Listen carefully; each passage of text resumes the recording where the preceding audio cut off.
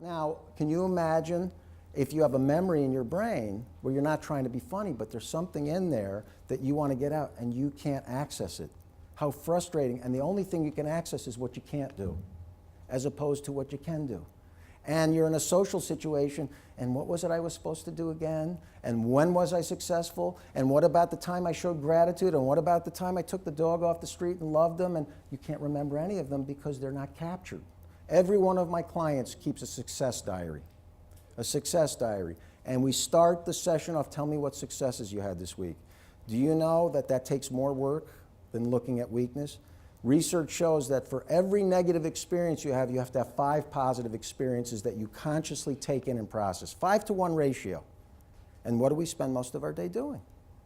Paying attention to criticism and weakness. I fortunately did not grow up in that environment. I had a grandmother who was a Holocaust survivor that only said, I'm not letting you look at one damn weakness, I'll beat it into your head. And she did. And I resented it at the time, but now I realize what she was trying to do. She was trying to get me to embrace the goodness within me, whether it was an attribute or strengths, and she never let me look at weakness, never. And to this day, I don't like negativity. I'm not saying I'm not negative like everybody else, because I am. But I know how dangerous it is for the brain, how dangerous it is for the soul, and how dangerous it is for the spirit of a person that only focuses on what they can't do and their weaknesses and problems, and has to meet standards of performance based on pressure from day one in school. We've got a real problem with our school systems, and boy, we could talk about that all day. But here's the thing, they have to go home. They have to go home. I had a loving home, and no matter how much I screwed up, I knew I would be loved. And that is the greatest ingredient for any one of your kids to have social success, to model, no matter what you do wrong or how bad. We're going to talk about it, you're going to get feedback, but we love you. We don't love the behavior, but we love you. And we're going to fix the behavior, but you're going to fix it.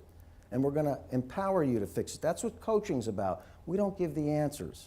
We make the observations, we ask the questions, we share these tools, and then we say, what are you going to do? But you can't have foresight if you don't have positive hindsight.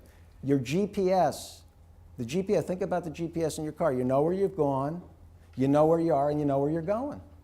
But in the human brain, if you don't know where you've gone before, you don't have the ability nor the confidence to go forward, and that's why we procrastinate. Because if your dominant memories are of a negative nature, that doesn't give you confidence. And if you have no memory, which sometimes happens, because if you couldn't pause to pay attention to it long enough, you couldn't register it in your brain. There is no memory. That's how memory works. You have to sustain focus long enough to put it into your memory.